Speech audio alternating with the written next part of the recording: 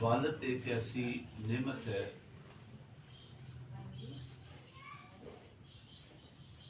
کہ دنیا کے اندر اس ظاہری حیات کے اندر اس کا کوئی نعم البدل نہیں، بے شک بلکہ بات تھوڑی سی مشکل ہے لیکن سمجھنے کے لیے کوشش کریں۔ باپ تیرے اور میرے لیے عزت کے لیے سب سے بڑی علامت ہے۔ بے شک اس بات کو ذرا سمجھیے گا، باپ تیرے اور میرے عزت کے لیے سب سے بڑی علامت ہے۔ مثال کے طور پہ اگر کوئی بچہ تو نظر آئے لیکن اس کا باپ نظر نہ آئے، اس کے اوپر ہزارہا سوال ہے، ہزارہا انگلیاں ہیں، ہزارہا خدشات ہیں،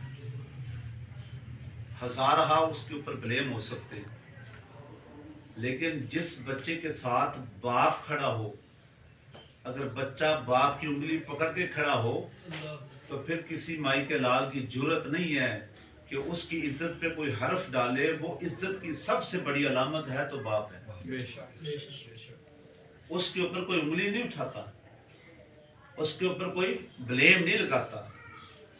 سب کے لیے یہی ہے۔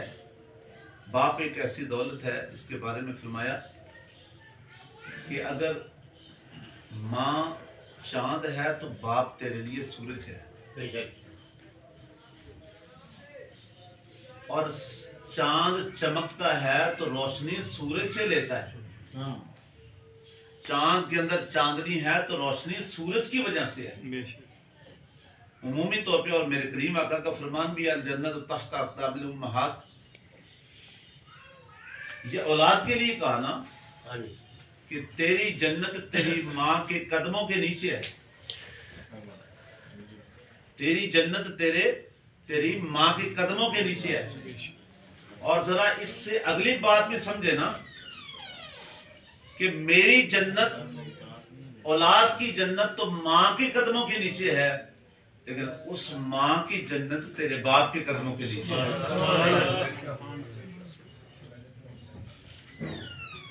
اس وقت تک کسی خاتون کے قدموں کے نیچے جنت نہیں آ سکتی جب تک وہ خود کسی کے نہ ہو جائے، جب تک وہ خود کسی کی غلام نہ بنے، کسی کے نکاح میں نہ آئے، کسی کی باندی نہ بنے۔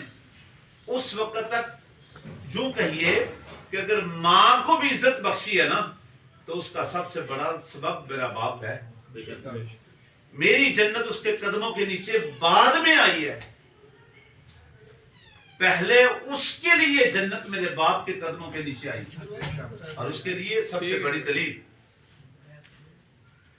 جب ایک شخص نے آ کے حضور علیہ الصلوۃ والسلام سے سوال کیا کہ آقا اگر آپ اجازت دیں تو ہم آپ کو سجدہ کر لیا کریں، اللہ تو میرے کریم آقا نے فرمایا کہ اگر خدا کے بعد کسی کو سجدہ کرنا جائز ہوتا تو میں پھر بیوی کو حکم دیتا وہ اپنے شوہر کو سجدہ کرے، اگر جائز ہوتا۔ اب اس سے اندازہ لگائیں کہ پھر باپ کی کتنی بڑی علامت ہے، باپ کا کتنا بڑا مقام ہے۔ عمومی طور پہ ہمارے شعراء جو ہے نا وہ ماں کی عزت بڑی ہے، اس میں کوئی میرا ڈینائی نہیں، کوئی انکار نہیں، لیکن وہ ادھر تک ہی رک جاتے ہیں، ادھر تک ہی ٹھہر جاتے ہیں۔ بھلے اگلی بات پہ تو غور کرے نا کہ میری جنت تو میری ماں کی قدموں کے نیچے ہے، اس کی جنت کہاں پہ ہے؟ اس لیے میرے بھائی باپ کا درجہ بھی کوئی کم نہیں۔ یوں کہیے کہ ماں جس تیری عزت کی عمارت ہے نا اس کی اساس، اس کی بنیاد وہ تیرا باپ ہے۔ بے شک یا جو سمجھیے کہ جو تیرے لیے عزت کا گھر ہے نا اس کا دروازہ تیرا باپ ہے۔ بے شک اس دروازے سے گزرے گا تو کسی عزت کے مقام تک پہنچے گا۔ کوئی بھی شخص اپنے باپ کو الگ کر کے عزت نہیں کماتا۔ یاد رکھیں، دنیا کے اندر بے شمار ایسی مثالیں پڑی، بے شمار ایسی دلیلیں موجود ہیں۔ کہ جس نے باپ کو چھوڑا ہے پھر وہ کہیں کا نہیں رہا. اور یاد رکھیں باقی تیرے میرے اعمال کی سزا جزا کا معاملہ تو آخرت میں ہے. لیکن اگر کوئی شخص باپ کا گستاخ ہے یا والدین کا بے ادب ہے وہ اس وقت تک مرے گا نہیں جب تک وہ سزا ادھر نہیں پالے. اور میں اپنے سامنے ایک ایسی دلیل ہے میرے سامنے, کبھی بھی وہ منظر میری نظروں سے ہٹتا نہیں. کبھی بھی خاص طور پہ اس عنوان پہ بات ہو تو فوراً میرے ذہن میں وہ بات آ جائے. میں سائیوال میں ایک جگہ پہ خدمت کر کے آیا ہوں 11 سال ایک ہی مسجد میں. جہاں میرا مکان تھا اس گلی میں صرف 2 ہی گھر تھے, ایک میرا اور ایک میرے سامنے بالکل دروازے کے سامنے دروازہ, کوئی تیسرا گھر نہیں. اور یہ اللہ جانتا میں حقیقتاً یہ بات بتا رہا ہوں اور اپنی آنکھوں کے سامنے پریکٹیکل یہ سارا جو عرض کر رہا ہوں وہ سامنے دیکھ کے آیا ہوں. ایک دن اتفاق سے صبح کا ٹائم تھا تو وہ شخص جو میرے سامنے رہنے والا تھا اس کے دوسرے بھائی دوسری گلیوں میں جا کے رہتے تھے. اس کا والد سفید بارش وہ بھی انہی کے ساتھ رہتے. اتفاق سے وہ ادھر آیا ہوا تھا, پتہ نہیں وجہ کیا بنی. میں اپنے گھر میں موجود ہوں, اچانک ایک شور برپا ہوا اور مجھے کوئی چیز لگنے کی آواز آئی اور کسی کے چیخنے کی آواز آئی. میں جلدی سے گھر سے دوڑا, دروازے پہ آیا تو سامنے کیا دیکھتا ہوں, وہ جو میرے سامنے والا شخص تھا افضل اس کا نام تھا, اس نے اپنے باپ کو پکڑا ہوا ہے اور اس کے ہاتھ میں سوٹی, اور باپ بیچارہ وہ چیخ رہا ہے, چلا رہا ہے, وہ چھوڑ نہیں رہا اور وہ مسلسل اسے مار. میں آگے بڑھا, اس کا ہاتھ پکڑنے کا شرم نہیں آتا. وہ بے حیا انسان, تمہیں پتہ نہیں یہ کون ہے, تیرا باپ ہے, کچھ تو خیال کر, کچھ تو حیا کر. خیر اس کو میں نے جیسے ہی اس کا ہاتھ پکڑا, باپ وہ بزرگ بیچارہ ایک دم اسے یہ نہیں پتا کہ میرا جوتا ادھر رہ گیا کہ میں نے پہنا ہوا ہے, وہ جان چھڑا کے چلا. خیر اس کو میں نے کافی کچھ کہا کہ سوچ, دن گزر گیا, وقت گزرتا رہا. اتفاق سے کچھ ہفتے کے بعد, کچھ دنوں کے بعد میں اپنے گھر میں مغرب کے بعد بیٹھا ہوں, اور آپ سمجھتے ہیں کہ ہمارا ایک پردہ داری کا گھر تھا, کسی کی ہمت ہی نہیں کوئی بغیر اجازت کے اندر آئے. مغرب کے بعد میں اپنے گھر بیٹھا ہوں تو ایک دم میرا دروازہ اس طرح کسی نے تھپا مار کے کھولا, اور ہم اپنے گھر میں بیٹھے ایک دم حیران ہو گئے کیا ہو گیا. اور وہی چیخنے کی آوازیں, وہی چلانے کی آوازیں اس شخص کی تھی, اس افضل نامی شخص کی. وہ میرے گھر میں آئے, قاری صاحب مجھے بچا لو, میرا پتر میں نے قتل کر دیا. اور میں نے دروازے میں جھانک کے دیکھا تو اس کا بیٹا, اس کے ہاتھ میں چھڑی تھی, وہی سوٹی, اور بیٹا اس کا مارنے والا تھا, اور یہ بندہ جان چھڑانے کے لیے میرے گھر میں آیا. اس کو کہتے ہیں جیسا کرو گے ویسا کرو. یہی منظر میں نے اس کا دیکھا تھا کہ وہ اپنے باپ کو مارا, اور سیم وہی منظر کچھ عرصے کے بعد میں نے دیکھا کہ اس کا بیٹا اس کو مارا تھا اسی چھڑی سے.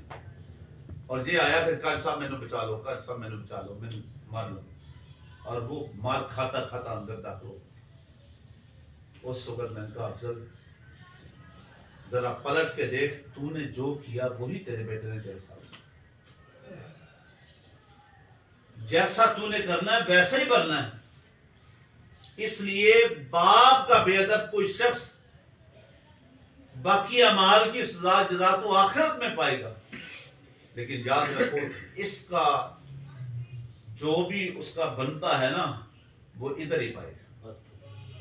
یمن سے ایک شخص آیا, نوجوان, اور حضور نبی کریم صلی اللہ علیہ وسلم کی ذات بابرکات کی خدمت میں حاضر ہوا اور کہنے لگا آقا میں والدین سے اجازت لے کے آ گیا ہوں, بقیہ زندگی آپ کے قدموں میں گزارنا چاہتا ہوں,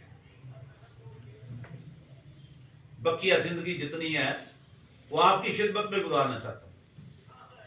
میرے کریم آقا نے فرمایا آنے والے نوجوان, حالانکہ یہ بڑی بات تھی, ایک مطلب خود اپنی چاہت کا اظہار کیا کہ میں تو اپنا پیچھا سب کو چھوڑ چھاڑ کے آ گیا ہوں، اب باقی زندگی آپ کے قدموں میں گزارنا چاہتا ہوں، آپ کی خدمت میں کرتے ہوئے گزارنا چاہتا ہوں۔ لیکن میرے آقا بھی کیا کریم آقا ہے، فرمایا آنے والے نوجوان ذرا بتا، جب تو آیا ہے کس سے اجازت لے کے آیا ہے؟ کہا آقا میں اپنے والد سے اپنی والدہ سے دونوں حیات ہیں۔ فرمایا وہ کس حال میں ہیں؟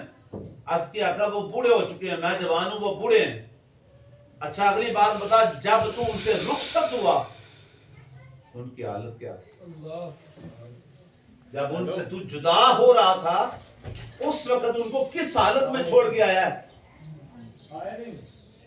عرض کی آقا دونوں رو رہے تھے، باپ کی آنکھوں میں بھی آنسو چھوڑ کے آیا ہوں، ماں کی آنکھوں میں بھی آنسو چھوڑ کے آیا ہوں، دونوں کو روتے ہوئے چھوڑ کے آیا ہوں۔